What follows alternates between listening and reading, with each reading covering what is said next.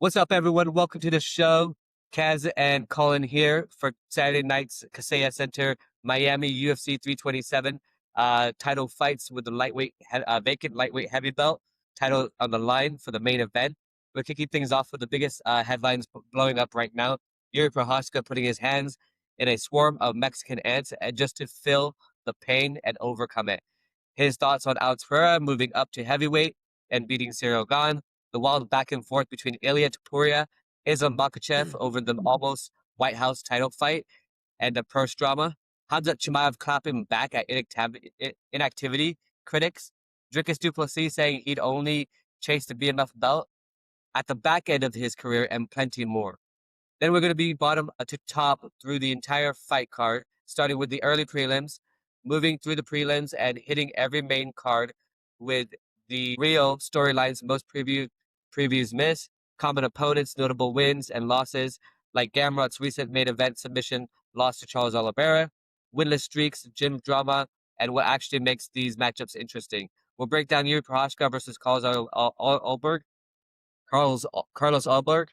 and for the vacant belt, Azamat Mirzakhonov versus Paulo, Costa Curtis Blaze versus Josh Hokit, and Dominick Reyes versus Johnny Walker, Swanson versus Nate Landwehr, and the rest of the card. Plus, any last-minute updates as well that Colin brought up earlier. Colin, how are you doing today, by the way?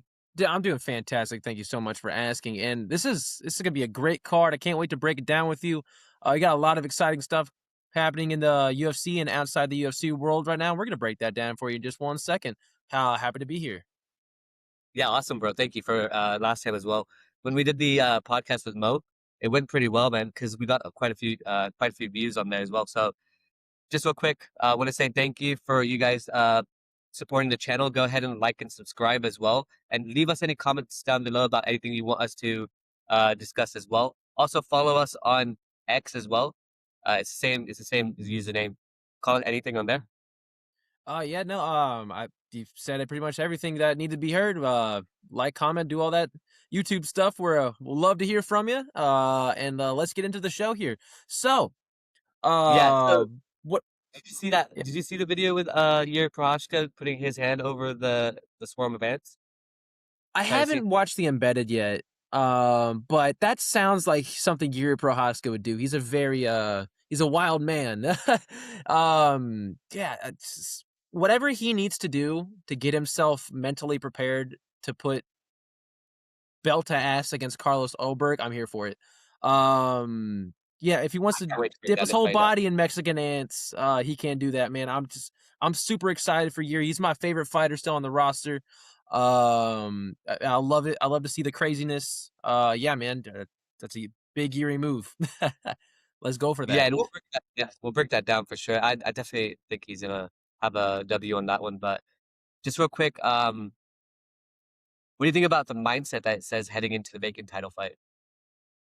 Yeah, he's ready. If he's taking side quests and doing stuff with like Arman and Nina and doing all this other stuff, he's ready for the war. He's ready for the storm. He's already mentally prepared himself, and he's just having fun with life right now. He's got a lot going on. I mean, 3 days after the title fight, once he gets the belt, he's about to have a baby with his wife. Like, he's got a lot of mental stuff going on. So whatever relieves him and takes his mind off things, go for it.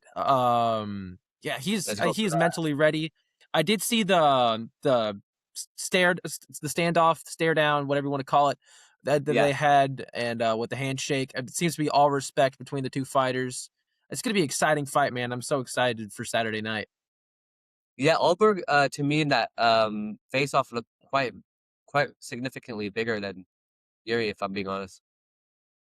He did look big. In pause. But he did look big, and yeah, man, it's a little scary because Jiří is a very he's a light 205er. He's very he uses his speed. I think I remember him saying like he's usually around before camp like 210. Like he's barely on that line, and he just acclimates right beforehand. This is his natural weight. He's not doing any drastic weight cuts beforehand. That's why you see him filled with so much energy and so much fluidity. He's not mentally draining himself. I think Carlos Ulberg's more than likely naturally like 230, 220. maybe 240. I'm gonna say around that 230 line though. So that's why he looks bigger than Yuri right now. But once they get in the cage, who knows, man? Who knows? Yeah, it's interesting because also he what do you call it? He backed Alex Pereira as well to fight Cyril Gane. So I was gonna ask you what you thought about that because I don't know if you saw that video of Alex Pereira eating like the fries and eating the burger and stuff. Yeah, it's I think it's all respect between Yuri and Alex. Which unfortunately, Yuri Procházka's 0-2 to him, so there's obviously gonna be like, hey, you're better than me. I want to prove you wrong eventually. If I don't get that chance, I will eventually, because I feel like maybe you could move up to 205, chase him down if he gets the belt and retains it for a bit. I'd love to see that trilogy. But yeah, I think it's an obvious respect between them. We could look back to when Pereira got his belt back and beat Ankalaev. Yuri was just about tearing up. So he was either excited to get the trilogy fight or because he hates Ankalaev that much. Both angles I'm here for. Yeah, it seems to be a lot of love between those guys, and I think Alex is back in the right horse in Yuri. Yeah, dude, it's funny you said that because you're right. He actually did like he really disliked Ankalaev, and then you could see Yeah, that when they pan to him when Alex wins, right? And he's like almost crying in tears, we got a partially because he's like generational meme excited out of about the that. next fight. But yeah, yeah. Dude, he even teased for Brett on the Brett Okamoto ESPN interview. He even teased possibly going up to heavyweight at some point. Yeah, I could see it definitely happening. Yuri's still youngish. I think he's like 33. I don't have his exact age right now. We can Google that later. But he still has a lot of time left in his career. He's still relative. He's not no longer new to the UFC, but he only has a couple fights. He could definitely still move up and go Dude, he's at, bulk up to 265. But I think he'd probably be one of those lighter guys, still ranging around 230, 240. But it'd take him a while to bulk up because he's already a light 205er. yeah, yeah. I was surprised to see that Ulberg was actually 35. If I'm being honest with you, I thought he was gonna be younger than Jiří Procházka, but Jiří Procházka already won the title once, and he's only 33 years old, so it's pretty dope. Yeah, I didn't realize Ulberg was that old. Yeah, me either. I'm a little bit surprised when I was looking at it earlier. Yeah. That's actually crazy. I didn't. Well, I gotta check the tail of the tape next time.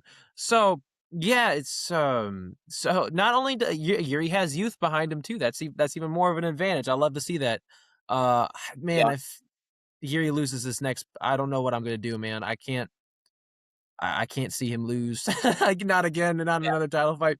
It was Yeah. interesting that you said that he was thinking about maybe moving up to heavyweight because I mean I could see him do it. But I still remember when Pereira was still holding the belt just after that Ankalaev fight that he was considering going down to middleweight if he wasn't going to get the next title shot and maybe fight Chimaev because of the they're not going to want to give him the trilogy. They're going to give it to Ulberg next. They're going to if they went that route, he was going to go down to middleweight because he can still cut instead of bulk up.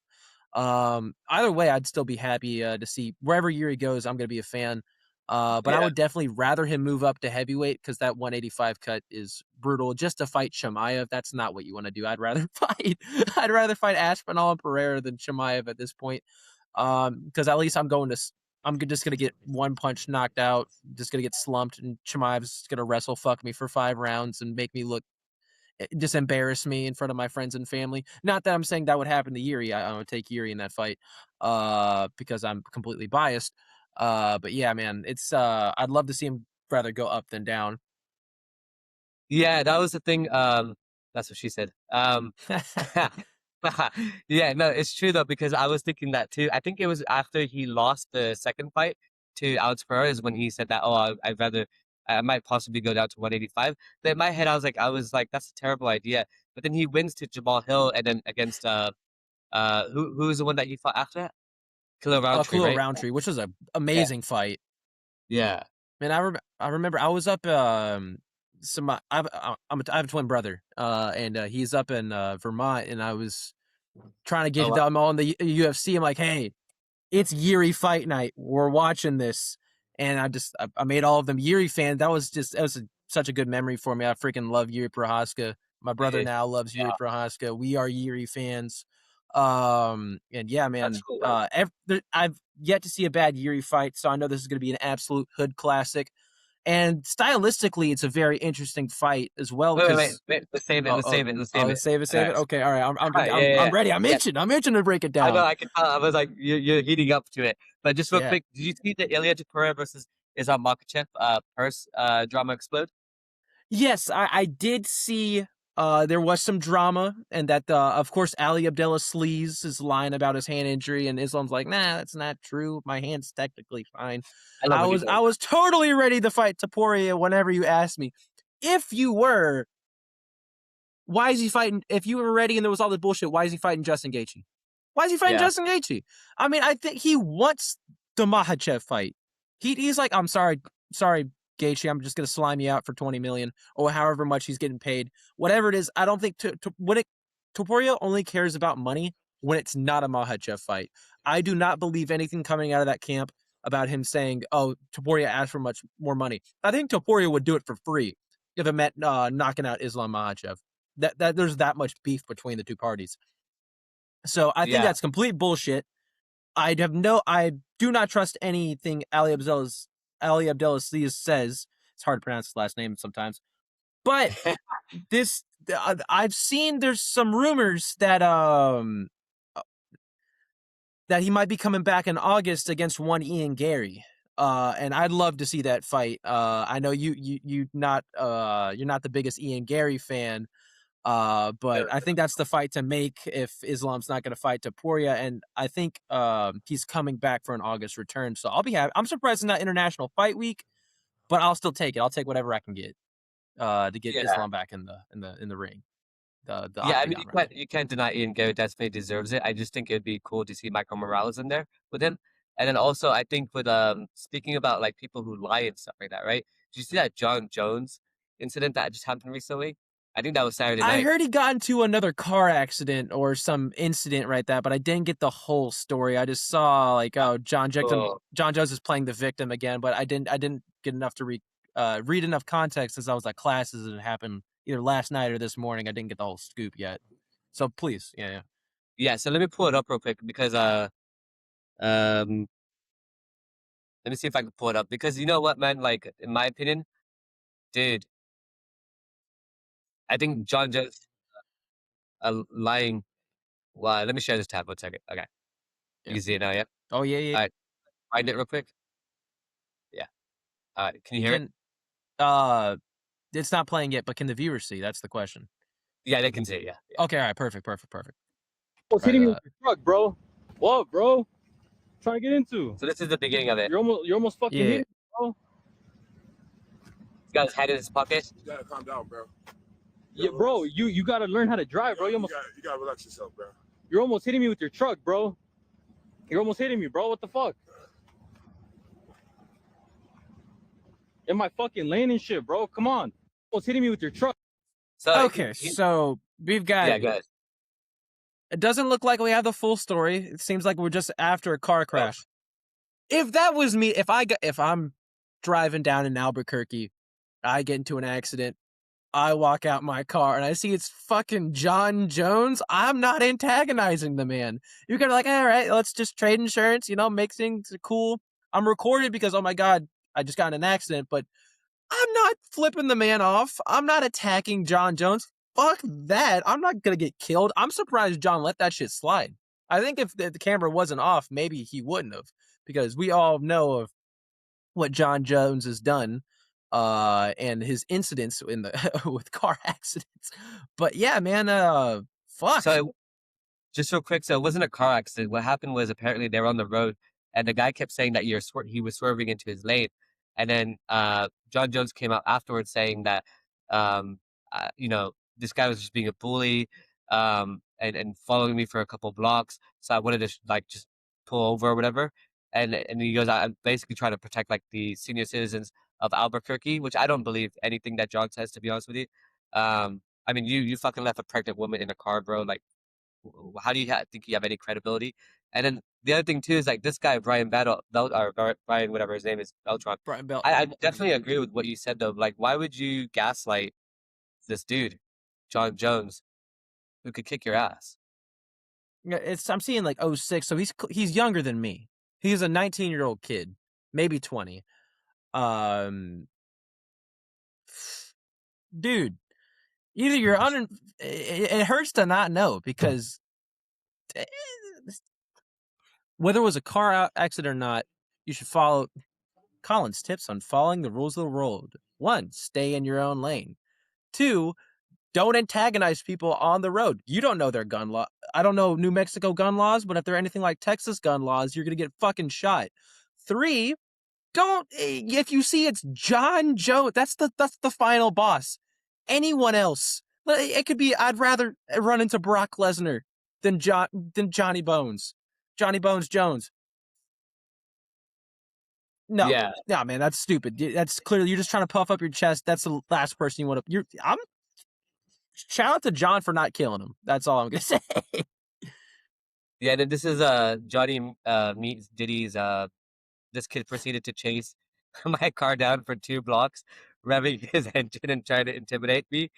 I am glad this happened to me and not one of the senior citizens in our community. Bro, shut the fuck up. Okay, I'm proud of myself for standing up for myself and not allowing this kind of bullying or intimidation. Yeah, I mean, so it did.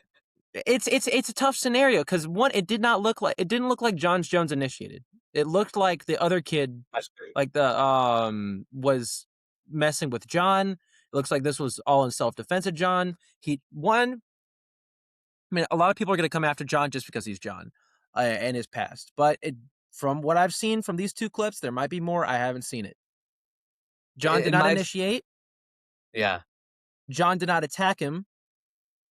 He went off on his day. It looked like the kid was hawking him down, revving his engine, doing all the wrong things you're supposed to do. He probably thought it was just some random guy. Didn't think it was Jon Jones. He obviously didn't know it was Jon Jones.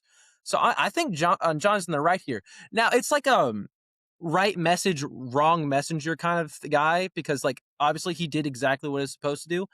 And maybe John turning a new page, but we've seen John's past, so it's kind of hard to judge, like, hey, is this really John, or is he just putting on a front or whatever? But I'm gonna give John Mr. Jones the benefit of the doubt here and say he's innocent, which is, a lot to say, especially in MMA media. So my initial stance on this was like I was thinking that maybe Jon Jones was just like drunk or something, and so I didn't believe him at the beginning. In my head, I was just like, this guy's probably just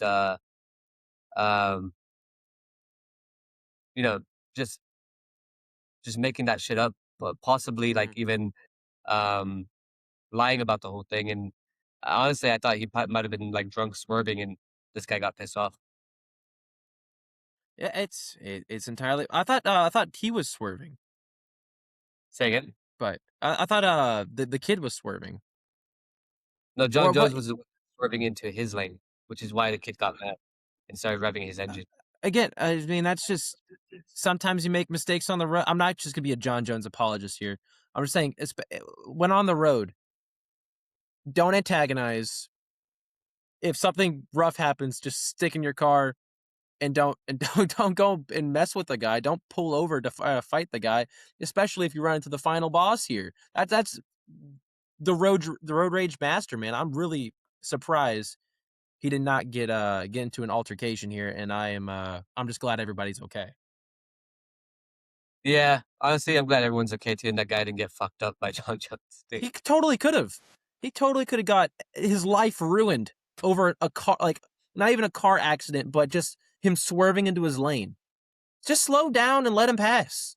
I mean, I don't want to be like just like or speed up, quote unquote. Yeah, speed up and move on. Yeah, you don't have to. You don't have to let everything slide, but it's not worth your life. It's never worth your life. Yeah, no. Yeah. I just think it's 2 egos clashing, to be honest with you. It is. Yeah. Did you see Khamzat Chimaev responded to your claims about inactivity criticism? Me, bro. It's like me. Like he called out me. No, he didn't call you Smoke out bomb. directly, but It's like yeah, I don't want any smoke with him. But what do you say? Like he said like what if he said he's coming to Houston. He said, he's I coming to don't care. I think the ladies. He's like, "Really?" Oh yeah. Yeah, he I'm said gonna he's hunt coming down back. this white kid. Dude, Joe Piper and Joe Piper, sorry, and Jorge Masvidal on the podcast were calling him a crotch sniffer. uh, If it looks like a duck and it walks like a duck, it's a duck. Yeah, no, Jon he Jones. inactive, wrestle fucks everyone down. Hasn't been exciting since like 2022. That's all I'm gonna say. That's all I'm gonna say, Khamzat. If you really don't care, then vacate, brother. This sport isn't for you. That's not for you. Just go the Arman Tsarukyan route and just fight everyone like hype submission and RAF and just do the wrestling if that's all you want to do. But if you just want to be this inactive goat fucker champion, as Sean Strickland would put, then just vacate, man. Let Sean beat you. Just let Sean jab and teep his way to a 5-round decision or knock you out like he did Fluffy. Like if it bothers you that much that you're not fighting so much, just let it go. Just give Sean the belt because he'll be active and he'll fight 2-3 times a year. yeah. Yeah, I think it's like he's young in his career and stuff like that as well. But I don't know if you saw his former opponent, DDP. He was asked about the BMF belt title, and he said he'd only consider it only at the back end of his career. And then he was also asked, he said he would love it basically, but not now, more at the back end of the career. And he also named Adesanya and Tavares as two of his toughest opponents. Brad Tavares? Yeah. What? Okay, shout out Brad Tavares. I mean, shout out Brad Tavares, man. I wouldn't have expected. I thought he would have said Sean because he arguably beat him the first time. But all right, whatever. Yeah, the BMF belt is a ceremonial belt. It's not a competition belt. It's silver for a reason and not gold. It's not meant to be the number one belt. So I think DDP is absolutely right in this scenario. It's not a belt you should be chasing. Besides, if you already become a champion, then you already did that. If you want it back, get that belt back first because that's more important. The BMF belt doesn't really matter. At the end of the day, it's just a piece of silver on a black leather belt. That shit don't matter. That's not gold. That literally means second. That's the second belt. That's not as good. It's not to discredit anyone's legacy here. Sorry, Nate Diaz. We're gonna eventually have beef at the end of this shit. Get fucking slimed out by Nate Diaz after talking shit about him last podcast. But like, yeah, if it's meant for guys who want to swing in the pocket and throw down and do whatever the fuck. It's not meant to be a belt to chase for actual MMA. It's basically like a kickboxing belt. That's why so many people got mad at Charles Oliveira for wrestling him down. Charles Oliveira came into it like it was an MMA fight, not a boxing fight. Everyone wants the BMF belt to just be a boxing and kickboxing fight. And if you want that, then make it specifically like a rule set, like they can only throw hands and legs, they can only throw certain takedowns for a amount of time. If that's what you really want the BMF belt to be, it's not meant to be UFC gold. UFC gold, you have to have all three. You need to have striking, wrestling, and grappling. You need to have all that shit. The BMF belt is really only about striking and a little bit of grappling. Like you have guys fighting for like Dustin Poirier, Justin Gaethje, Jorge Masvidal, bad motherfuckers. Max Holloway, bad motherfucker. Charles BMF in his own right, but it's not the way like people want it to be the BMF. He will choke you out rather than knock you out. Like he will obviously do to Max Holloway what we saw to do to Max Holloway. So I think DDP is exactly right in saying like it's not the most important belt on my mind. I'd rather go for it later because at the end of the day, it's a get out, retire with this on your legacy. It's not the most important belt. So shout out to you, DDP. Yeah, I think if Mo was here, he'd argue about the Charles Oliveira description, but yeah. I mean, Charles Oliveira did exactly what he was supposed to do. He came in with a good game plan to shut down Max Holloway and did exactly right. Mo, if you're watching, I agree with you. Charles Oliveira did exactly what he should have done. More casual fans won't appreciate it. Yeah. That's all I'm saying. And it's a casual belt. It's not meant for not meant to be just some hardcore niche belt. It's meant to be just get the guys that are watching at Buffalo Wild Wings like, oh shit, they're fighting for the bad motherfucker belt. Pass me another Bud Light, yeah. Like that's what it's not UFC gold. That's all I'm trying to say. I hear you. I hear you. Is that what you do at Buffalo Wild Wings? No, I'm just saying like that's the kind of fan it's like Dustin Poirier, yeah. I'm wearing the Dustin Poirier shirt, but like it's like, oh my god, I love Justin Gaethje. USA America number, like it's like just for your average casual fan, like that's just watching, like that's not really that only watch, like people that only watch Conor fights or people that only watch Sean O'Malley fights, like the casuals that just want to see people get knocked out. And I get that, I respect that. That's how I got in the sport. I was a casual at one point. Yeah, same. Some people may, I'm a casual now for some of my takes. I get it. Because I'm newer to the sport. You said but, it. Yeah, I know. I like to say myself a hardcore. I tune in every week, every time I can. But some people, Yeah. point is, the BMF is a casual belt. DDP's right not to go for it, even if it miraculously does go up to 185, which is like not the division it should go towards. It should go to 170. If it's going back to any belt, it needs to go back to its rightful home. But yeah, man. BMF belt's not as important as UFC gold. And I think everyone in the business should agree with that. Because you have sorry, I'm going on a BMF belt ramp here. But Drew Dober was, I saw, he was like, yeah, the next thing I'm looking forward to is the BMF belt. Because Drew Dober knows I'm probably not going to get the UFC gold. I like Drew Dober. I think he's a great fighter. Is he championship material? No, but he's exactly what the BMF belt is all about. He's going to slug in the pocket with you and roll some heads. Like Dan Hooker. We saw that he's not UFC gold material. Sorry, Dan Hooker. But he got absolutely destroyed by Arman Sarukian. If you could beat Arman Sarukian, then he could show, yeah, I am UFC gold material. But no, I'm BMF belt material. I'm just going to fight you in the swing in the pocket war. So, yeah, man, that's my take. You can real quick, just to go on that real quick.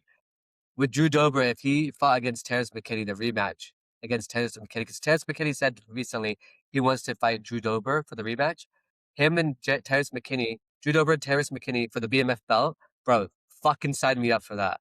Yeah, that'd be a great fight. I mean, that'd be a great fight.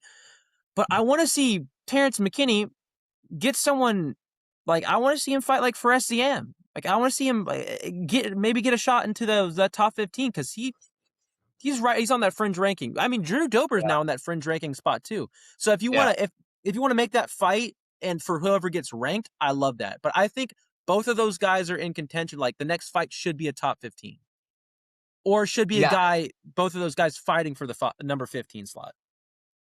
Yeah, I just think that would be a sick, fun fight. It'd be dude. I'm in. I'm in 1.3 seconds. I'm in. I love that fight. Speaking of sick fights, bro. By the way, Patricio Pitbull versus Aaron Pico. Yeah, bro. Aaron Pico is like just lost against Leroy Murphy.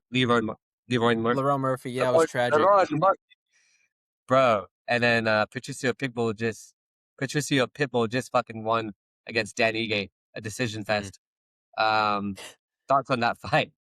All right, so I think that's a great fight, and I think it's really funny that Dana put a PFL main event on the prelims. Yeah. I just think that sneaky Dana. I like what I'm seeing from you. That's the day. I know freaking angry Dana made that fight. Not the current Dana, but like someone pissed him off of like Aaron Pico versus Patricio Pitbull. Put it on the prelims, headline the prelims, not the main card. It should be on the main card. But fuck it. I like that move, Dana. That's a big middle figure into the PFL. I love that shit. No disrespect to the PFL, but like obviously people are going to the UFC. Anyways, I love that fight. I'm gonna take Aaron Pico, and I know he got slimed out in the first round by Lerone Murphy, but we obviously saw Lerone Murphy just fight for a title. Arguably won against Movsar Evloev. We talked about that already. I thought it was a draw, but again, you're going with that level of contender. And Aaron Pico looked good in those first 2 minutes before he got spinning elbowed and sent to the shadow realm. I mean, like he put on a decent first round. It's kind of hard to say because we haven't really gauged him yet. But I think if he beats Patricio Pitbull, then obviously he deserves to be ranked. Patricio Pitbull is 1-2 in the UFC, and the Dan Ige win is not aging well after I can't pronounce his first name, but Costa just flatlined him at UFC Houston when we both saw that. Got to see that in person. Yeah, and yeah, that's I'm gonna take Aaron Pico by I'm tempted to say knockout, but I could see a decision. I mean, I'm gonna say round 2 knockout. I'm gonna say Aaron Pico's gonna gauge him up in the first round and then just put it on him in the second. I think Patricio Pitbull is just not just a little. He's past his prime. He's not ready for real modern young up and coming competition, and I think he's gonna get his shit rocked. So yeah, I'm gonna take Aaron Pico. Yeah, my frustration with Patricio Pitbull is just I find him a little bit slow, but Aaron Pico, I think he's a little bit too puts on a little bit too much of the pressure, like he did with Lerone Murphy. But Patricio Pitbull, he's got these like really good combinations where he throws, like a 3 or 4 combination, and at the end he usually hits you with the harder shots. So my only concern is that what if he catches Aaron Pico with one of those combination shots at the end of his combination, and then Aaron Pico is flat on his face again. I don't have the most tape on Aaron Pico, but from what I've, like he's like you said, a hyper aggressive fighter. He's like a mini Yuri. He's just gonna throw everything he has at you immediately. And I think Patricio Pitbull's at a point in his career where if he gets pressured too much, he's just gonna get flatlined. He did not like when he first got in against the Yair Rodriguez fight. He was struggling a lot on the back foot. I mean, obviously, and Yair won. He pressured him. I can't remember if it was a finish or not. But no, what's that? I think that was decision. Anyways, Yair put the pressure on him. Got Pitbull on the back foot, and he lost. And I think Aaron Pico's going to do the exact same thing. I think Pitbull's too old and too slow to keep up with Aaron Pico, and I think he's going to put a lot of pressure on him and take him out in the second. Yeah, so the thing is, like, I have to make my pick as well. I'm gonna take I think I'm gonna take Aaron Pico as well, but I think I'm gonna take him by like 3rd round knockout. I think what's gonna happen is he's gonna coast a little bit in the first round, kind of fill each other out. I think second round is gonna put a little bit more pressure on. And I think by the 3rd round he has to do it. He has to get the knockout essentially. And I think what happens is whoever loses this fight doesn't stay in the UFC. It goes to PFL. Ooh, it's a cut fight. Okay, that's interesting. I like cut fights. I think if Pitbull loses, he should just retire. Like he's 38, 39 years old. He made it to the UFC. He got a win in the UFC. Not a lot of people can say that. He got a ranked win in the UFC. Because Dan Ige was still ranked at the time. Can't ask for much more, man. That's still impressive. You were a Bellator champ, PFL champ. Just let Aaron Pico get him. If Aaron Pico loses, do we get him versus Patchy Mix and Ryzen? Like, is that the level of fight we get? Like, because last year we had a lot of debutants that were supposed to be really hyped up and just got screwed. I mean, we had Pitbull lost. Again, Aaron Pico lost. And then Patchy Mix lost twice. One to Jakub Vigloch, which I actually thought that Patchy Mix won that fight, but that's neither here nor there. It was hilarious that he lost to. It should not have been competitive, and Jakub Vigloch has gone on to win again. So maybe it wasn't a fluke. But anyways, we're seeing a lot of these guys from the other divisions come in and flounder in the UFC, and putting 2 of them together, I think, is a genius way to like, hey, get the fuck out. I think you're exactly. This is going to be a cut fight. If Pitbull loses, he retires. If Pico loses, he goes back to the PFL, or he goes to like Ryzen, or he gets a title shot in Karate Combat or some shit. I don't know where Pico goes if he loses, because I don't think he does. I don't think there's any world where he does, unless if he gets like surprise subbed in the first round. Pitbull's gonna need a finish, like a first round finish, like surprise. I wobbled you and now I'm on your back and I'm like he's gonna need an Alexa Grasso, Macy Barber finish to get Pico out of here. So yeah, I'm taking Air Pico. Or he starts learning Japanese. Maybe. Yeah, I think that's what's gonna happen. They're gonna go to Ryzen, whoever loses. Yeah. The welterweight fight we have is next, which is Kevin Holland versus Randy Brown.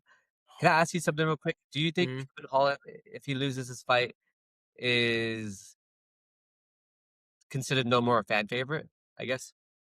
No, I think he's always going to be a fan favorite, whether it's for the right or wrong reasons. Fans are still going to love him. I mean, he's active. He talks shit.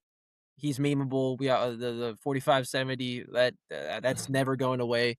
It's like the low taper fade meme. We're always going to bring it back. You don't know what a 45? I don't know. No. Teach me. What's a 45? A 45-70. You ain't a real man, bro. What the fuck are you talking about? You know what a 45-70 is? Get the fuck out of here, dude. Kevin Holland's gonna go out of his way to find us and talk shit in the comments. Man. The way he did that, I was just like, what? Yeah, dude. Like, come on, dude, you gotta let that shit go. It is funny though because I met him in real life at 2023, bro, in December, and he was really he wasn't a very nice person. That's unfortunate, man. When you're given that level of platform, I feel like you need. Oh, I'm sorry. What? Sorry. I was just saying the way he came off on that Rampage podcast is how I felt when I met him in person, like the energy. Yeah. I feel like when you have that level of platform, you need to be a lot more respectful to your fans. You can be annoyed. Yeah, you can be annoyed, you can be irritated, you can all that, but you have a certain duty as a role model to show people the right way to live and to come off as. I mean, at the end of the day, UFC doesn't have to have you. If you want to be an ass to their fans, they can just cut your ass. Bro, before I met him, I was so excited, and I was because I was seeing Terrence McKinney at the same time, and him as well, and I wasn't as excited for Terrence McKinney. I was more excited for Kevin Holland. Terrence McKinney was cool as fuck. Even messaged me right after. Kevin Holland was just like, after that, I was like, I'm not a fan anymore. I'm sorry. Yeah, and now you're a Terrence McKinney super fan. We love Terrence McKinney here. Yeah. Shout out to you, bro. We see the stuff with Jaden Cable, the biggest industry plan ever. Hey, tell me about this. What are you talking about? Oh no, that's just Terrence McKinney always calls him an industry plan. That was just that's their little joke because he came out of nowhere. Okay. But yeah, no, we love Terrence McKinney around here. Yeah, man, they say never meet your heroes. It's unfortunate that they give these guys a platform to just be rude to the fans. Like, come on, man. If I get the job I want to be and I get to be a UFC commentator one day, I doubt it if any fan would want to come up to me. But if they did, I'm signing everything. I'm giving all the love and admiration I can to these fans. Because at the end of the day, that's what fuels the sport. Guys like you and me talking shit into a camera, that fuels the sport. I mean, there's interest, there's hype, people are watching. And to kick these fans out, like if they're not harassing you verbally or physically, God forbid sexually, that'd be weird. What the fuck? Then you should treat them with all the respect in the world. Because at the end of the day, that's your paycheck. If the fans aren't coming up and doing the meet and greets, they're not going to come out to watch the fights, and you don't get paid. And then you get cut, and then you're in Ryzen. No disrespect to Ryzen, but like you're not in the UFC because you pissed off all their fans. Yeah, man, just don't meet your heroes. But anyways, Kevin Holland. We have a very interesting fight to talk about because we mentioned this last time, but I'm still as indecisive as I was last time. I haven't really gotten about these two because this is a 50-50 fight. Because we've seen. I'll tell you this. Go ahead. Fuck Kevin Holland. Let's go with Randy Brown. Randy Brown. Yeah, I like Randy Brown. I mean. It concerned me after the Bonfim loss. He is concerned. I was high on Randy Brown, then he got slimed out, but that's just how MMA fans are. If you lose one fight, then you're immediately the worst guy to ever exist. But I'm not saying that, Randy Brown. I think you're a great fighter. But I think you're also on the same level as Kevin Holland. They both have similar. They're rangy strikers, willing to go in the pocket. I think Randy Brown's more willing to mix in the wrestling. I mean, Kevin Holland's Yeah. fine with being on the on his back. I mean, obviously when he fought RDR before he got finished, he was like, doing the thumbs up. Like, he's completely fine with the wrestling, but I think both of these guys are going to want to keep it on the feet. And I think it's going to be an exciting matchup. It's good, I could see a split decision happening here. I think it would be very contentious, but I think Kevin Holland's going to take it out. I feel rough to say that, because you look at a guy like Randy Brown, he's taller, rangier, willing to get in the pocket more. But I think Kevin Holland just has a bit more experience, and I think he's going to crafty vet up a 29-28 a split decision, and the Randy Brown Nation's going to be a little upset. Yeah, man. I will be upset. Next coming fight is Mateusz Gamrot versus Esteban Ribovics at lightweight. Gamrot's basically like that Polish wrestler. Lost to Charles Oliveira by RNC in the main event submission in October of 2025 against Charles Oliveira, the BMF champ. And then obviously Ribovics is like a rising finisher. Gamrot needs to bounce back basically from the Do Bronx loss. So can his wrestling control Ribovics? What do you think? Yeah, so this is an interesting fight, because why? Respect to Gamrot for taking literally fucking any fight, because we saw this last year when he fought Ludovic Klein. It was the exact same, like number 7. I guess he's number 8 now, but number 8 versus his unranked guy. He's willing to give anybody a chance, and I love to see that. Mateusz Gamrot, bad motherfucker, willing to fight anybody. Is he the most exciting guy to watch? He's alright. Anyways, so I think the wrestling should be good enough. I mean, Ribovics, fantastic, peak fighter. Love to see that. If he gets ranked, I'd love to see it. It's probably not going to happen against Gamrot. We saw him versus Oliveira, and we did see Gamrot get subbed. But he does have some of the best wrestling in the division. Obviously, I ranked him really high on the wrestling tier list. He's obviously a step below that now, since he got subbed by Oliveira and he got dominated by the wrestling. But he's still a very good wrestler, top 3 in the division. He still has, whether it's contentious or not, he does have a win over Arman Sarukian. He does have a win over Dan Hooker. He has a win over a lot of these top guys. I think Gamrot's too experienced and too crafty to lose to Ribovics. Now, Ribovics is fucking awesome. I mean, he was willing to throw with anyone at any time, anywhere, back against the cage. Whether he's back against the cage or running you down, he doesn't give a fuck, and I love that. But I think the takedown's going to be a bit too much. But I won't be mad if Ribovics wins. That'd be cool, because to see him get in the top 10, I'd love to see him fight. Like, if Ribovics wins, give him Dan Hooker and just watch them go. I'd love to see that shit. But yeah, I'm going to take Gamrot by a crafty 30-27 decision. And I think he's going to slow Ribovics down and just wrestle fuck him. Sorry for the language there, but yeah, I think that's just what happened. It's unfortunate. Yeah, please mind your language, dude. We're on Disney. Oh yeah, you're right. My fault. I'll keep it PG.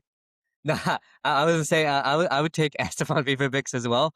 No, not as well, but I would take him anyways, because I don't know, man. I just feel like it's not gonna be like the Ludovic Klein match that Mateusz Gamrot had, and Mateusz Gamrot needs to like kind of prove, if I'm being honest with you, if he's like deserves this ranking number 10 at the moment, because I mean, yeah, MMA math is not mathing, bro. Like, he won to Arman Sarukian, arguably a really tough matchup. That matchup was really fun to watch and very exciting, by the way.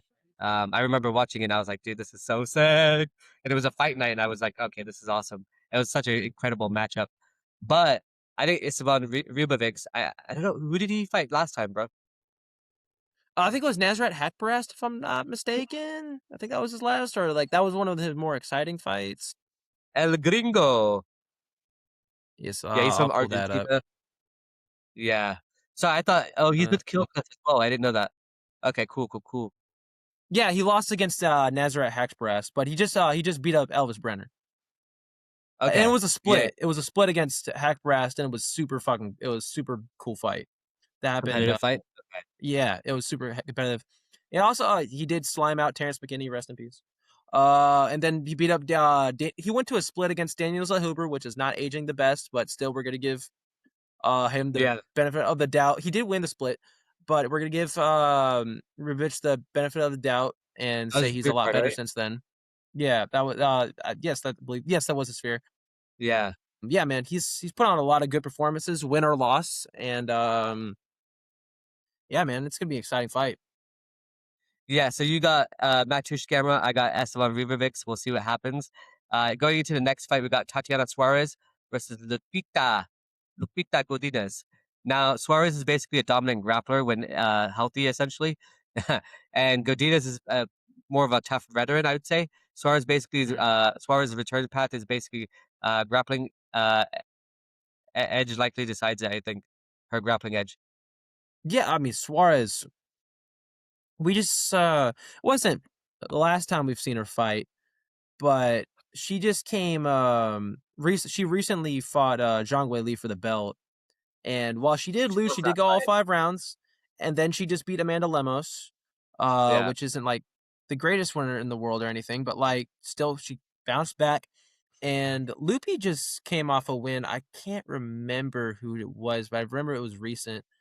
I can check right now. Jessica Andrade. That was it. No, Yeah. I just got it. I got it. Yeah, it was and she looked good, but I think Tatiana Suarez is going to be a bit too much. I mean, she's probably one of the best wrestler in that division. She's absolutely fantastic at strawweight, and I think Loopy's going to get smudged and possibly subbed in. But you know, sometimes WMMA, nothing to get disrespect against the fighters, but y'all do go to decision a lot. And I would take Suarez by decision, or late round sub. I can see like a round 3 sub, or just war Loopy out and just go and rear naked choke and just that's it. But yeah, I'm gonna take Suarez. You got Suarez? Okay. I got Suarez. Suarez is actually from one of the jiu-jitsu gyms I used to train at, so I'm gonna pick Suarez as well for that reason. Also, I do think she's very crafty as well, and I don't really like her style of fighting, if I'm being really honest with you. But I just think she's so good at what she does. Like that's her bread and butter, and I think her story is really interesting as well. And Lupita Godinez, I'm just like I don't really know how much. To be honest with you, I haven't really paid too much attention to her. I've seen her fights, but I don't remember anything off the top of my head that I'm Right. like, oh, she was, Nothing really good. memorable. Yeah. Sorry, Loopy. We apologize, but we need a super cool finish for you to remember because we're both super casuals. Obviously, I'm kidding off like now. But yeah, I'm sorry, Loopy. Good. Yeah. Sorry. If you want us to remember you, you're gonna knock this lady out. You're gonna put her out in round 1. We're gonna be super huge on Loopy Godinez. We're gonna be like we don't know who Tatiana Suarez is. We're gonna defend you if you knock her out round 1, but that's only if you knock her out round 1. You got it? That's the deal between us. When we're both super famous off this YouTube stuff, you're gonna see this. But anyways, there camera. Yeah. Any other good prelims fight that you think is worth mentioning? Yeah, just one last one. Oh yeah, Kelvin Gastelum versus Vicente Luque. Obviously, Kelvin Gastelum, I think, in my opinion, one of these fighters, whether they whoever wins, I think should also do like the Aaron Pico thing, learn Japanese and go to Rising. You know what I mean? Yeah. Yeah. What are your thoughts on Kelvin Gastelum versus Vicente? Okay, so I was gonna mention this if you were like, nah, it's all right. I was like, one more. This is an interesting match. This is like the Jack Hermanson versus Miktabek Oralbai fight, and just like, what the fuck? How did we get here? Because like, Luque used to be a 155er, and Kelvin Gastelum's now a 185er, and now they're both. If this is that middleweight, it's fucking crazy. Like, how did we get here? But hey, man, if this is Luque's best chance to get a win, great. If not, more than likely not. Dude retired. That brain bleed obviously did some serious damage, and you either need to go to Ryzen or PFL or just maybe take a break for a while because fuck, man, you should not be. You don't need to be. I mean, I like these guys are about equal comp. I mean, but like you don't need to be going up to 185 just to feel comfortable fighting. That's not your natural weight. That's not your natural size. I am nervous for Vicente Luque because Kelvin Gastelum looks good right now. He said, I saw one of his Instagram posts, like, this is one of the best camps I've felt like in a while. He's in really good shape, which, for Kelvin, he's had his weight issues. But Kelvin Gastelum's super confident right now. And yeah, man, Kelvin, might just take out Vicente Luque like round 1 and just it's done. I am nervous for Luque and his health after this fight. If he wins, great. I mean, obviously, keep going, but like be careful. I don't know what's going on behind the scenes in the Luque camp, so I can't say too much. But what I can say is Kelvin Gastelum looks good at middleweight right now, and that's scary for a guy who was at 155. So I'm gonna take Kelvin Gastelum by round 1 TKO. Yeah, to me, he just looked too flabby in the last fight against Joe Pyfer, Kelvin Gastelum. And I felt like he was just doing himself a disservice because he could definitely get more in shape and win those fights. I mean, look at the fight he had with Israel Adesanya. That was incredible. And then Vicente Luque, I think he kind of just gave up against Joaquin Buckley when he had that fight with him. That's how it felt. If Gastelum wins this, do we get the Adesanya rematch? You think I don't think so. Adesanya is like? You think he's willing to take that an unranked fight? Because I mean, shit, he needs a win. I think if Strickland loses, he takes the Adesanya fight. I'm looking at maybe a realistic Adesanya wins. He's not beating Strickland. Yeah, but this I think it's a little odd that's on the early prelims. I would have put this fight a bit higher, but hey, Yeah, that's it just is. UFC matchmaking. But yeah, let's get into this main card, man. I'm excited. This is Okay, I'm love excited this for card. this as well. It looks like they put Patricio Pitbull versus Aaron Pico to open up the main card now. So I'm not too sure if that's the case. But bro, this is Cub Swanson's last fight against Nate Landwehr. Man, all right. Well, Featherweight. shout out to GOAT Cub Swanson. Yeah, he's been doing this for a while, but I'm taking Nate the Train, and I'm taking him by murder.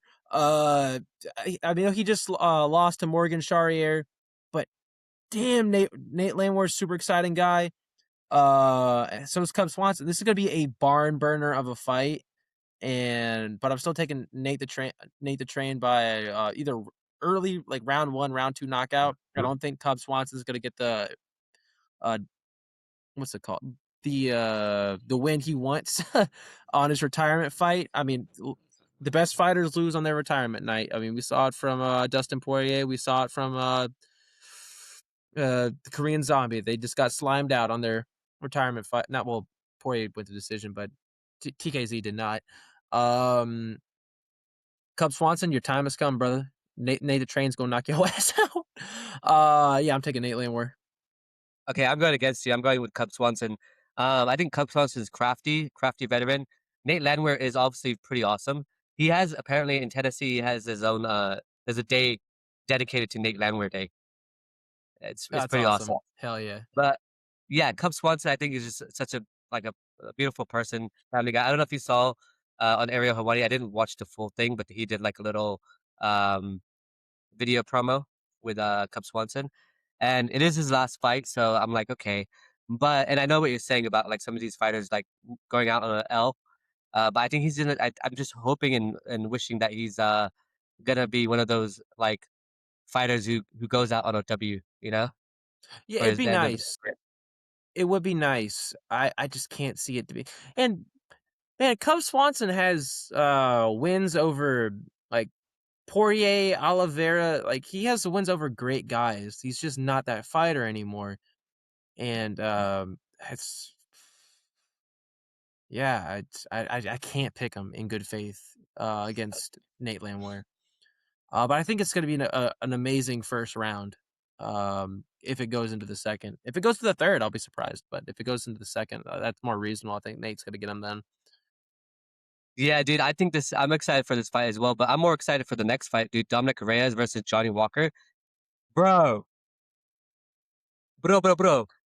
Yeah, do you want to go into it? Yeah, it was like the weakest chin of today versus the weakest chin in history. Like as I saw someone post that, I'm like, okay, well, but both these guys are fucking goofballs, and I love them both. Dominick Reyes 1-0 against Jon Jones. Johnny Walker fights like he's drinking Johnny Walker. Both these guys, are super exciting, super unfortunately chinny guys. And if we don't see a knockout, I don't know what happened. I don't know what. Like, I think we're seeing an early knockout. I think it's going to be Dominick Reyes though. Dominick Reyes, before fighting Carlos Ulberg, was on a 4-fight win streak over guys like Kopylov, Vittori. Like he's been fighting. I think it was Vittori. Hold on, now I gotta look this up to make sure. He was on a 4-fight win streak though. Walker basically took out that Chinese prospect. Do you remember that? I don't give a fuck about. Yeah, I do. I don't like. I'm not. Oh yeah, I don't really care about not Anthony Smith. About Zhang Ming Yang. I don't know why I said Anthony Smith there. Yeah, but yeah, it was. He knocked out Krylov, Anthony Smith, and Dustin Jacoby. Great wins. That's a good streak, and then he got fed to Carlos Ulberg. Rest in peace. Yeah, I like Dominick Reyes. I think he's gonna get this done. I think it's gonna be a flashy knockout. He's probably gonna get a performance bonus. Johnny Walker did look good against Zhang Mingyang. A lot of people were counting him out, like I am right now. Sorry, Johnny. I don't think that. Actually, it's really tough. It's really tough.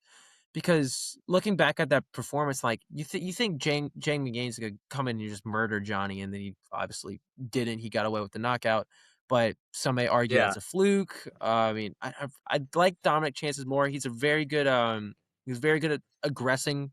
He's not gonna be much on the. He's not gonna be. Both of them are very aggressive fighters. They're both gonna take the initiative. But I think Dominick Reyes, if pushed on the back foot, is better. I think he can counter punch a bit better than Johnny Walker. Yeah. And I don't think this is going to end well for Mr. Walker here. I think Reyes is going to get it done, and the title run continues. The Dominick Reyes title run continues. We may have been slimed out by Ulberg, but we will get the belt back. Yeah, man. I'm taking Dominick Reyes. Yeah, so I see Reyes more as a power puncher, and then obviously he's a formal title challenger as well. Walker is more like the athletic freak, so to speak, with a highlight KO, kind of like a highlight KO artist, except when it worked the other way around with Jamal Hill. But both can end it in one shot, bro. So I think this is gonna be like a first round or second round KO. Now who do I have going into it? I think I'm gonna pick Johnny Walker for some reason. I want obviously Dominick Reyes to win, but I'm gonna go Johnny Walker. Dude, I can see it. So I'm gonna have a glass of Johnny Walker. Yeah, I'll have some Johnny Walker. I have some in the shelf waiting for.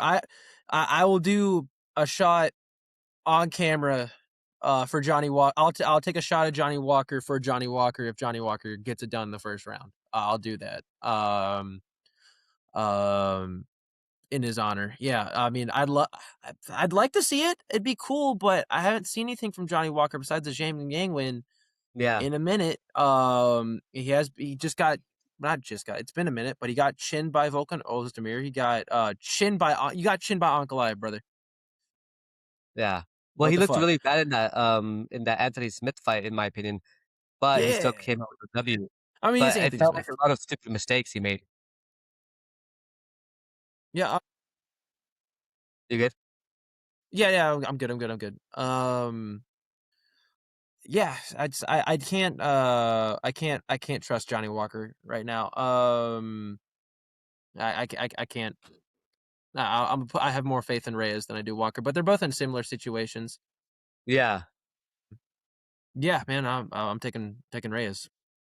Yeah, and if you think if Johnny Walker wins the fight, and does win, against number 6, do you think they're gonna push him for a title fight?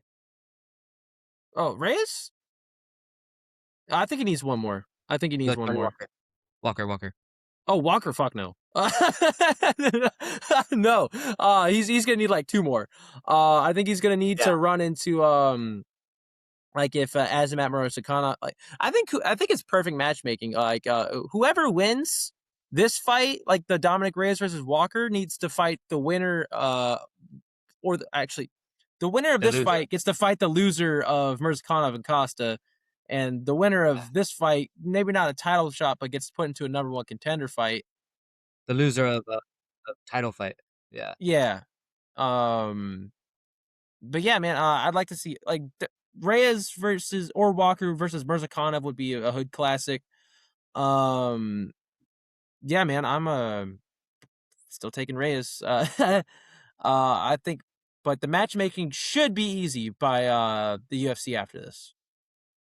So next fight we got is Josh Hokit versus Curtis Blades. Bro, Josh Hokit is hilarious. Fighting Curtis Blades. In my opinion, I love both fighters. I think Curtis Blades is awesome as well. Blades is like a top 5 wrestler, 19-5, won no contest. Hokit's undefeated prospect, 8-0. Blades defending ranking versus hungry newcomer. It's been like this for a while now. Wrestling versus power. What are your thoughts on this fight? Yeah, I mean, Curtis Blades. What can I say about you, Curtis Blades? I think there's no chance in hell that Josh Hokit's going to win this fight. Really? One of the best. Yeah, no. This is too much of a jump for Josh Hokit. Now we see the trash talk, we see the flashy shit. Curtis Blades is gonna submit Josh Hokit in. I don't see this fight going to decision either way. I think Curtis Blades is gonna mix in the wrestling and choke him out. I have not seen any substantial takedown defense from Josh Hokit that's coming to memory. Curtis Blades is one of the top 5 wrestlers in the division. I think he's gonna sub him and prove to him why he's Curtis fucking Blades, man. He's been a stable in the top 5 for the last 6 years. Yeah, man. Don't sleep on Curtis Blades, man. I know we like Josh Hokit. We like how he's basically heavyweight Chael Sonnen. But yeah, I mean, this is too much for him. Give me 1 second, yeah? Yeah, no worries, no worries. I'm just gonna pull something up for you, just because I think it's hilarious, dude. Okay, bro, Josh Hokit, man, does this interview the other day with this guy, Carlo Perusa. Dude, watch this. Mama, who's the best, mama? The Incredible Hulk's the best, mama. Give me more teachers, mama. Do you know what?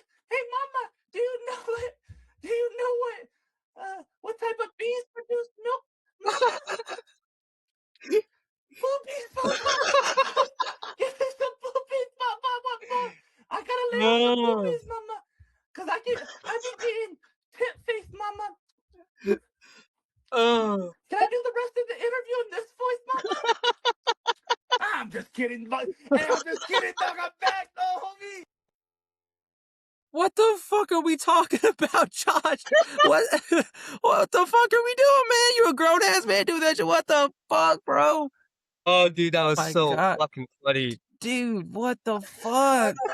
Now I can't take him seriously. Now I can't take him serious. You don't see Curtis Blades doing that shit. He's just chilling on his Twitch channel, playing whatever the fuck with Corey Sanhagen. Like I take that more seriously. What the fuck? What the hell? That's some weird energy, man. I don't like it.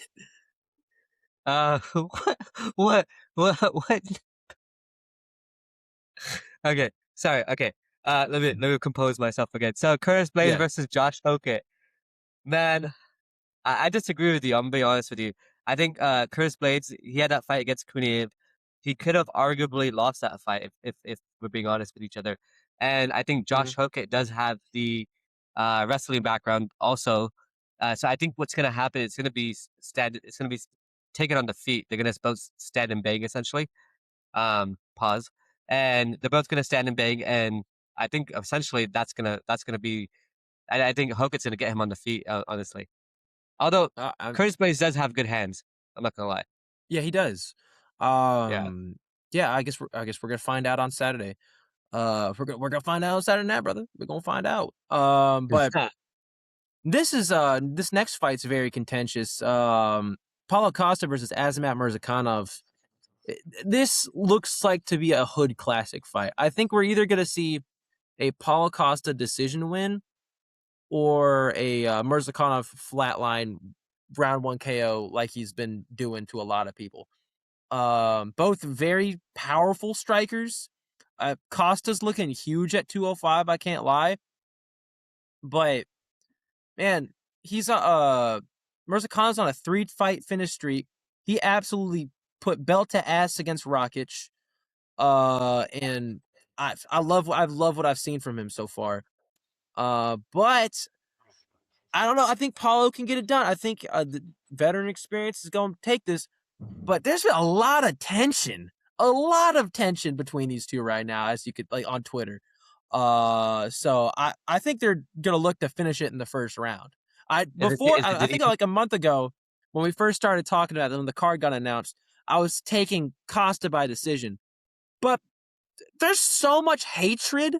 I think they're both gonna be like, I hate you, you hate me, let's die, and just take it all out in the first round, and someone's gonna get put on the canvas. So, I'm still gonna take Paulo Costa. Fuck it. If I'm wrong, I'm wrong. But I'd love to see that. And can you just, if you don't mind, breaking down the beef between the two of them? Yeah, I mean, I think Paulo initiated and was said like, yeah, you look stupid with that Brazilian flag on you, and then Mirzakhonov was like, that's talking a lot of shit for somebody got dry humped in the cage by Adesanya, and they like pulled up the clip. I don't have it on me, but these guys have been going back and forth on what the fuck is that? These guys have been going back and forth on Twitter for a minute, and yeah, they hate each other. They hate each other. I love to see a grudge match. So fuck it, I'm in. You have my money, UFC. Showing up for Azamat, bro. Azamat. I'm surprised. Why no love? Why not love to Paulo, man? I mean, maybe actually he does say a lot of crazy shit on Twitter. He's so yeah, I like Paulo Costa too. Yeah, I know he's a fun fighter to watch and fun fighter to see on the internet. He's super funny. Yeah, definitely in the MMA Media Hall of Fame. Yeah, 100%. I mean, after that whole loss against Izzy, he really turned the corner, in my opinion. With his personality and stuff.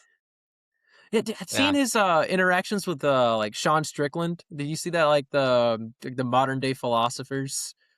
Those two are like link at the dude. It's just hilarious. I'll send it to you later. Okay. But yeah, should I pull it up? I can't.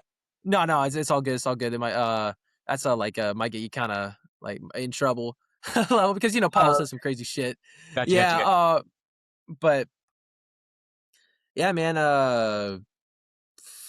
This is gonna be a great fight. I think it's gonna be a round one finish. It's contentious on who it's gonna go towards. I'm gonna take Paulo. But I could definitely see Azamat doing it because he's done it his last 3 fights. He's itching to get him out of there. So yeah, hopefully Paulo by round 1 KO. More than likely decision. That's probably what I'm gonna put on my typology page. But I can see Azamat flatlining him in the first. Yeah, so Mirzakhonov is obviously a 16-0 undefeated wrestler as well. Costa has a 15-4 knockout power, but coming off of losses. Mirzakhonov's first big test, basically, in this middleweight division, light heavyweight division. So it's just like, can Costa's power really upset the streak? And I think it's possible. I think we've seen him take Yoel Romero's punches before, and I mean, I think we've seen, like, he was undefeated at one point, right? He was really good, right? So I think Paulo Costa is going to come in like really cued in for this fight and really like take it into serious I think he's just gonna take this fight really seriously, and I think he's gonna win. And then obviously we have that next fight, which is Jiří Procházka versus Carlos Ulberg for the vacant light heavyweight title. Procházka is basically 32-5-1, former champ. While striking, lost twice to Pereira by TKO. Ulberg is obviously 13-1, streaking contender, knockout artist, essentially. Boring fighter, in my opinion. Common opponents are also Rakic, Hill, and Roundtree. Lost to Pereira twice, obviously, which is Procházka. But Ulberg beat Ozdemir, Blakovic, and Reyes as well. Procházka has this like, it's like Procházka versus like the composure that Ulberg has. But I think Yuri's like and stunt shows like his mindset, and Ulberg called it a chaos versus order essentially fight. Yeah, I mean, Yuri is the most unpredictable, wild man in the division. You never know what he's gonna throw, and for someone as calculated as Ulberg, and that whole city kickboxing team is super calculated, super like they're a lot of them are counter strikers, very like the fighting nerds. They're super analyst heavy. You can't There ain't predict no what hook. Jiří Procházka is gonna do. Jiří Procházka doesn't know what he's gonna do. He's just gonna come in there, get in the octagon, and fuck you up because that's what Jiří Procházka does. He's gonna lose the first 2 rounds, and he's gonna activate sleeper Jiří mode and put you out in the third. Like that's what Jiří Procházka does. This is what he does. We saw that with the Khalil Roundtree fight. He was losing those first 2 rounds. Has that dog and was like, "Fuck, I'm down 2," and just slumped him. Good left night, good night. Put Khalil Roundtree to sleep. And I think we're going to see that again with Carlos Ulberg. Ulberg is comfortable being on the back foot. He likes being on the back foot. We saw in the Reyes fight that Reyes lunged in aggressively, trying to take Ulberg's head off and just put him to sleep with 1 punch. Yeah, Chinned him, yeah. And if Jiří and Ulberg's looking to take advantage of that, I think we're going to see him be very like Leon Edwards, kind of like point fight and very hesitant to want to exchange with Jiří because we know how much power he holds despite his small frame at 205. It's weird to say small frame at 205 because they're fucking huge. that's what she said. Yeah. But I think Jiří has enough power in his hands to take out Ulberg, and he also has one of the nastiest chins in the division. He's not getting put to sleep unless your name is Alex Pereira. No one's able to beat him unless your name's Alex Pereira. So, and I don't think Ulberg is on that level. I think Jiří's going to show levels and get him out of there in the first 3. Yeah. Yeah, it's an interesting fight. I don't know if Ulberg can chin him. You think he can? I don't think he can. I No, mean, I don't think so. he has a lot of power, but not enough. I don't think it's enough for Jiří either. And I think with Yuri's baby coming, right, in this whole thing. Yeah. His baby coming soon, I just think that he's in a, like his wife apparently did an interview with someone and she was saying essentially like that he's changed a lot. Like he's been more mature about it. He talked about, this to do with Brett Okamoto as well, about like, being in Mexico City and like, just doing stupid stuff and he decided not to anymore. Like stuff that's risky because it's not just him anymore. Now he has a baby coming on the way. So yeah, I think you got Jiří Procházka. I think I got Jiří Procházka. We'll see what happens, but yeah. Yes, it's an exciting fight. And Jiří's, like I said, he's my favorite fighter on the roster. And I absolutely can't wait for Saturday night. I'm going to be tuned in, dialed in, locked in, waiting for this fight. I'm so excited. I'm so excited to see Jiří get the belt back. He deserves it. But it's kind of jumping the gun. But besides Ulberg, once Ulberg loses, or actually whoever loses, who do you think's next at the 205 belt? 205? That's a good question. I think if Azamat does win against Paulo Costa, I think they give it to Azamat. Really? Yeah. Okay, yeah. I'd like to see at least one more fight from Azamat after this, like maybe like a number 1 contender fight. But I could see Jiří versus like Ankalaev happen. I mean, I'd like to see, or you make Azamat versus Ankalaev for the number 1 contender fight. I'm not an Ankalaev fan. I'm a Jiří fan. I do not like Ankalaev, but I mean, technically a former champ. You got to give the respect. I'd want to see him fight one more person, and Jiří has not fought Ankalaev yet. I mean, neither have fought Ankalaev. So I think he's the natural pick at the next for 205, but I'd want him to fight either an Azamat Mirzakhonov or a Khalil Roundtree or like whoever wins the Bogdan Guskov versus Blachowicz 2. There's a lot of names at 205 that could arguably put themselves for that number 1 contender fight, but who would you want to see? I mean, we see a lot of people who's rightful of it. I guess you want to see Mirzakhonov get that. I want to see Paulo Costa get the shot. Oh, you want to see Paulo Costa get that shit? Wouldn't that be crazy if Paulo Costa got the belt? What an insane timeline we'd live in. Bro, the thing is like with the one that you were saying earlier, Magomed Ankalaev, Jiří and Magomed have beef, so it's actually not a bad idea to have that fight, because I think the build up to that would actually be pretty good. Jiří didn't like some of the stuff that Magomed Ankalaev said apparently on Twitter or X, which we all know it's Ali Abdelaziz, as you like to say it, and it's just like they have that beef already. So in my opinion, it's actually pretty good. Yeah, no, I'd like to see that fight, but first I want to see Jiří get the belt, and I'm super excited for Saturday night. Yeah, so who do you think they give it to if? Who do you think they give it to if Jiří or Ulberg wins? I think they need to make a number 1 contender fight, but it has to be, in my opinion, Ankalaev versus Ankalaev has to be put in the mix since he has not lost at any current drivers, because Pereira's moved up and Paul Craig retired. Still crazy they lost to Paul Craig, but fuck it. Anyways, he has to be in the mix, and I think you put him against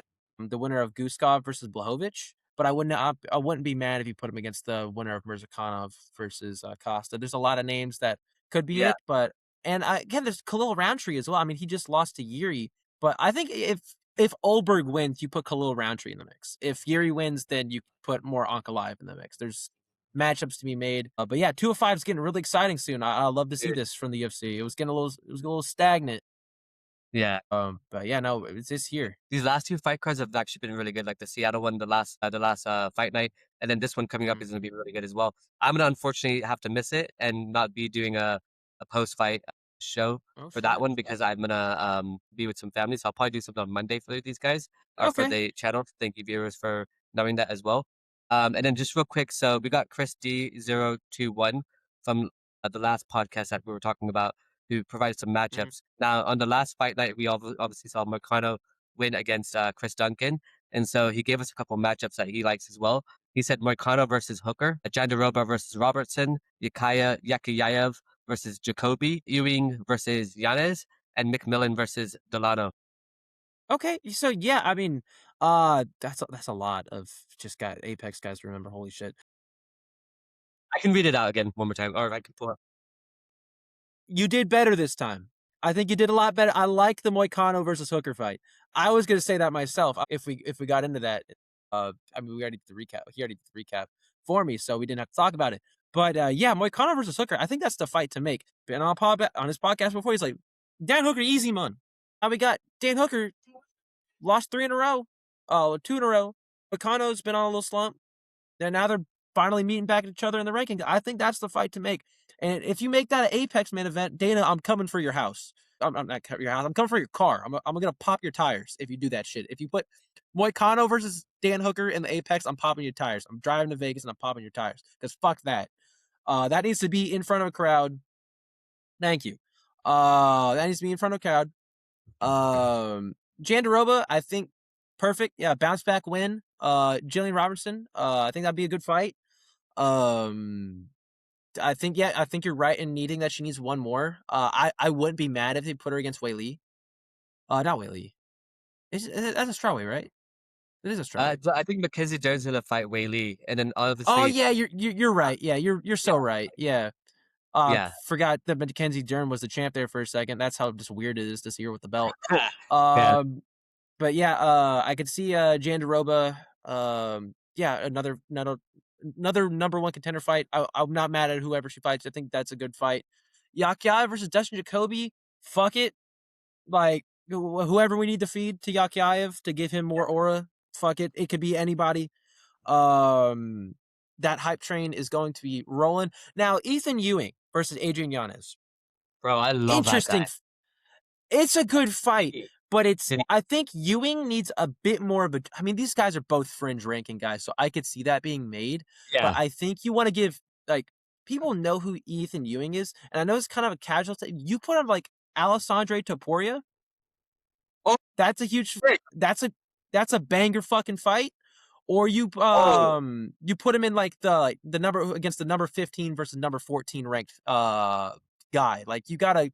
Ethan Ewing deserves to be fighting for the top 15 spot. I mean, Yanez does too, but he just came off a draw against Ricky Simone, and I love Ricky Simone. But Yanez, I mean, a lot of people were saying Yanez was winning that fight. I was thinking he was losing it, but I'm a Ricky Simone fan, so I might be a little biased there. But fuck it, who knows? And that's Tommy Gunn, Tommy McMillan. Fuck it. Yeah, no, you're exactly right. It's a fuck it fight. He just came off his debut. He can fight anyone he wants. And I'll be cool with it. I mean, just throw him another can. I'm not mad. I'm not mad at it. Fuck it. You're exactly right in that. So yeah, I think much better matchmaking this time around. I'd love to hear from you more in the future. Thank you so much for the comment. Yeah, shout out to Chris D021. Yeah, dude, that guy's awesome. Thank you for commenting. We'd love to hear more from you, but please don't forget to leave a like, comment, another comment, and subscribe. We love to hear your feedback. If you want to hit us up on Twitter, by all means too. And I should be opening an account soon on Twitter and making a formal Instagram to start taking suggestions. And if you want to hear our picks from us, just let us know. Anything, viewer suggestions are welcome. We love to hear back from you. Thank you so much for watching. Yeah, thank you guys for everything. Appreciate it. Cheers.